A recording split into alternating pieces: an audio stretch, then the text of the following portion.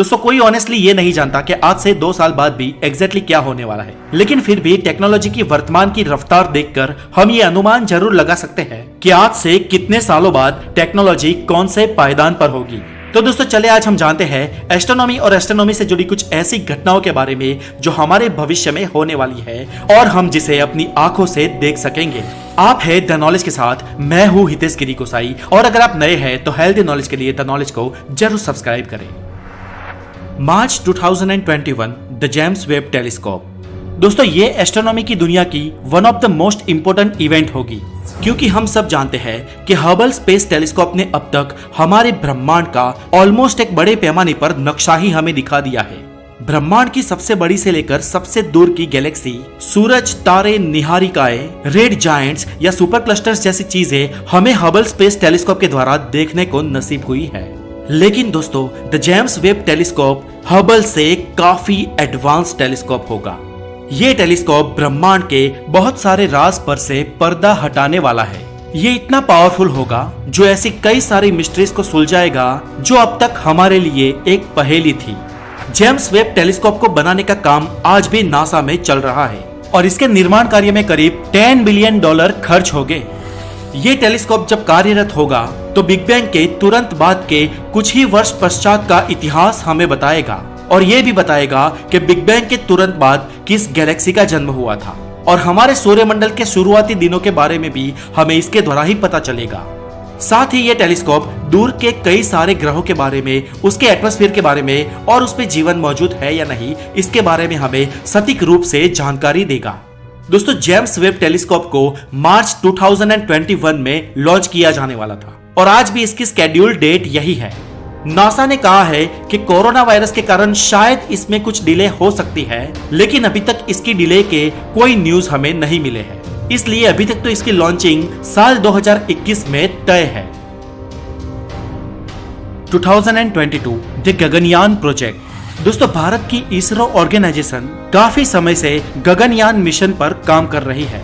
ये गगनयान प्रोजेक्ट भारत का सबसे पहला मैन स्पेस मिशन होगा जहां पर इसरो हमारे एस्ट्रोनॉट्स को स्पेस में भेजेगी। दोस्तों हमारे इस गगनयान प्रोजेक्ट को रसिया और स्पेन भी सपोर्ट कर रहे हैं और सब कुछ ठीक रहा तो हम 2022 तक भारतीय एस्ट्रोनॉट्स को स्पेस में भेजने में कामयाब हो जाएंगे। इसी साल एलोन मस्क की स्पेसएक्स कंपनी एक मानव रहित यान मंगल पर भेजेगी। इस यान को पृथ्वी से ऑपरेट किया जाएगा और ये मार्स पर ह्यूमन कॉलोनाइजेशन का फर्स्ट स्टेप होगा। यह 2023 Chinese space station will be completed. दोस्तों चीन अपना खुद का स्पेस स्टेशन बनाने जा रहा है और उसका यह दावा है कि साल 2023 तक ये स्पेस स्टेशन बनकर कंप्लीट हो जाएगा और इसकी एक टिकट खरीदने की कीमत होगी 75 करोड़ रुपए। जी हाँ, 75 करोड़ रुपीस में आप स्पेस होटल में 12 दिन तक रह सकते हैं। और इसी साल में यूरोपियन स्पेस एजेंसी जूइस को लॉन्च करेगी। जूइस एक स्पेस मिशन है जो जुपिटर के बर्फीले चंद्रमाओं पर स्टडी करेगा। Year 2025 the first space hotel. दोस्तों हम इंसानों में से कुछ 5 या 6 इंसान हमेशा स्पेस में रहते हैं। कहाँ रहते हैं? तो इंटरनेशनल स्पेस स्टेशन में रहते हैं और ये इंसान एस्ट्रोनॉट्स होते हैं।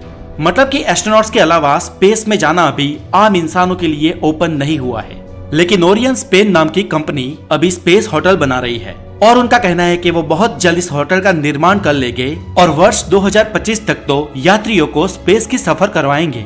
और अगर ऐसा होता है तो एस्ट्रोनॉट्स के अलावा पृथ्वी के दूसरे लोग भी स्पेस में जा सकेंगे।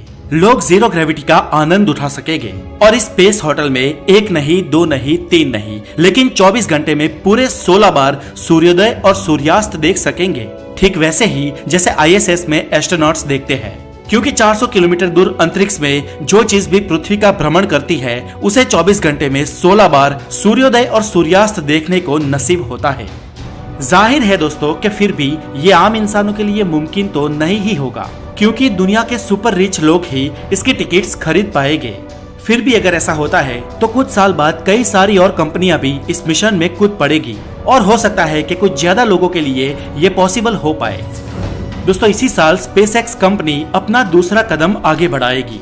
अगर 2022 वाला स्पेसएक्स का मिशन सफल होता है तो साल 2025 में एलोन मस्क की स्पेसएक्स कंपनी मंगल पर इंसानों को भेजेगी। शुरुआत में जाने वाले ये इंसान क्रू मेंबर्स हो गए, यानी कि कोई आम इंसान नहीं हो गए, लेकिन प्रशिक्षित एस्ट्रोनॉट्स हो गए जो मंगल पर जाके कई सारी जानकारियां जुटाएंगे और भविष्य में मार्स कॉलोनाइजेशन के लिए क्या क्या जरूरी है इस बात के वहां जाकर आंकड़े जुटाएंगे। ये यान अगर 2025 में पृथ्वी से निकला तो 2027 से पहले पहले वहां पहुंच जाएगा, क्योंकि पृथ्वी से मंगल तक पहुंचने में 150 से 300 दिन तक का समय लगता है और ये डिपेंड करता है स्पेसक्राफ्ट की स्पीड और लॉन्चिंग के टाइम पृथ्वी मंगल से कितना करीब थी इस बात पर। वैसे जब भी ये लॉन्च होगा उस वक्त पहुंचने के टाइम को कैलकुलेट करके सुनिश्चित कर दिया होगा। और अगर इंसान 2027 या मान लो कि उसके कुछ साल बाद भी मार्स पर जाने में सफल हो जाते हैं तो ये इंसानियत के लिए चांद पर पहुंचने से भी बड़ा अचीवमेंट होगा और इंसान रूबरू ये जान पाएंगे कि मार्स पर कैसे हालात है और वहां पर मानव बस्ती बसाई जा सकती है या नहीं। यह 2029 दोस्तों, हमने 2008 एंड 2009 में ग्लीस 581 प्लेनेटरी सिस्टम में 2 रेडियो सिग्नल्स भेजे थे, या यूं कहे कि पृथ्वी की तरफ से 2 मैसेजेस भेजे थे। ये ग्लीस 581 हमसे 20 प्रकाश वर्ष दूर लिब्रा कॉन्स्टेलेशन में स्थित एक पूरी प्लेनेटरी सिस्टम है और हमारे वैज्ञानिकों का ये मानना है कि वहां पर लाइफ होने के स्ट्रॉन्ग चांसेस है।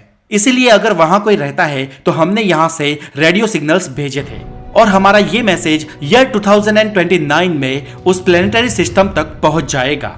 और अगर वहां पर कोई लाइफ एग्जिस्ट करती है और वो हमारे जैसी या हमसे ज्यादा विकसित है तो वो भी हमें रिटर्न मैसेज भेजेगी जो उसके ठीक 20 साल बाद हमें मिलेगा। ईयर 2030 इस साल नासा इंसानों को मंगल पर भेजेगी, यानी कि अगर स्पेसएक्स कंपनी इससे पहले मंगल पर पहुंचने में फेल हो जाती है तो मंगल पर सबसे पहले इंसानों को भेजने का श्रेय नासा को जाएगा। नासा के बाद अमेरिकन और चाइनीज स्पेस एजेंसी भी इंसानों को मंगल पर भेजना शुरू करेंगी। ईयर 2036 दोस्तों, इस साल तक नासा एक probe Alpha Centauri star system तक भेज सकती है। वैसे तो अल्फा सेंचुरी हमसे करीब 4.5 लाइट ईयर दूर है, लेकिन इस सुपर फास्ट प्रोब को वहां तक पहुंचने में करीब 20 साल से भी ज्यादा वक्त लग सकता है।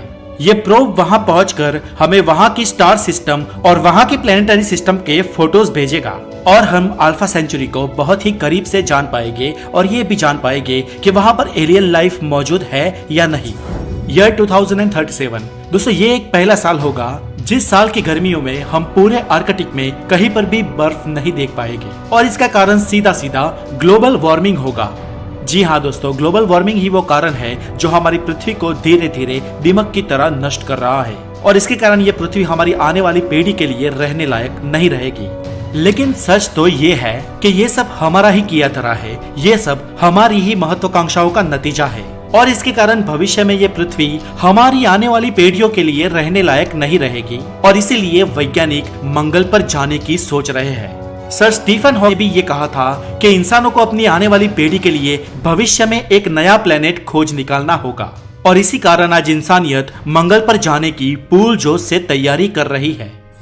ईयर 2050 दोस्तों, ये साल हमारे लिए बहुत ही महत्वपूर्ण होने वाला है क्योंकि हमने ग्लीस 581 गैलेक्सी में जो रेडियो सिग्नल्स भेजे थे उस रेडियो सिग्नल्स को अगर वहां रहने वाली किसी सभ्यता ने कैच कर लिए होंगे तो वो लोग जरूर इसका रिप्लाई हमें भेजेंगे और अगर उन्होंने रिप्लाई किया तो ये रिप्लाई हमें सन 2050 से पहले मिल जाएगा और अगर ऐसा होता है तो हम ये जान लेंगे कि हमारे अलावा भी हमारी गैलेक्सी में किसी सभ्यता का बसेरा है। इसके अलावा अगर स्पेसएक्स और नासा के मंगल पर पहुंचने के पिछले सारे प्रयास सफल हुए होंगे तो साल 2050 में पृथ्वी से एक बहुत बड़ी स्पेसशिप मंगल पर भेजी जाएंगी और इस स्पेसशिप में पृथ्वी से बहुत सारे इंसानों को मंगल ग्रह पर ट्रांसफर किया जाएगा। मंगल ग्रह को सामान्य इंसानों के लिए रहने लायक तो बना दिया जाएगा, लेकिन दोस्तों यहाँ भी वही बात है जो स्पेस होटल के लिए थी, क्योंकि यहाँ भी सामान्य इंसान से मतलब सिर्फ अमीरों से है। पर फिर भी अगर ऐसा होता है तो ये इंसानियत के लिए बहुत बड़ा कदम होगा क्योंकि ये ह्यूमन कॉलोनाइजेशन की मंगल पर शुरुआत होगी और मानव बस्ती धीरे धीरे मंगल पर ट्रांसफर होना शुरू हो जाएगी।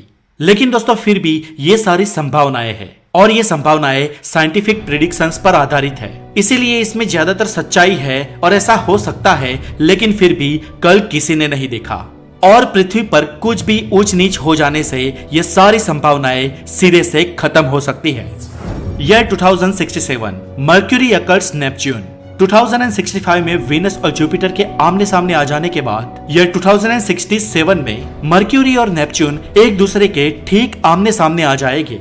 ये रेयर एस्ट्रोनॉमिकल इवेंट 15 जुलाई 2067 के दिन होगी और ये दोनों प्लैनेट्स लगभग 24 घंटे तक एक दूसरे के आमने सामने रहेंगे और ये एस्ट्रोनॉमी की दुनिया की सबसे बड़ी घटनाओं में से एक है। ईयर 2100 दोस्तों, सब कुछ ठीक ठाक चलता रहा और पृथ्वी और मानव सभ्यता पे कोई आंच नहीं आई और जीवन ऐसे ही चलता रहा तो 2100 की साल तक मानव सभ्यता इतनी विकसित हो जाएगी कि हम हमें सूरज से मिलने वाली सारी ऊर्जा का उपभोग करना सीख लेंगे और हमारी मानव सभ्यता कार्दोसेव के स्केल में आगे बढ़ेगी।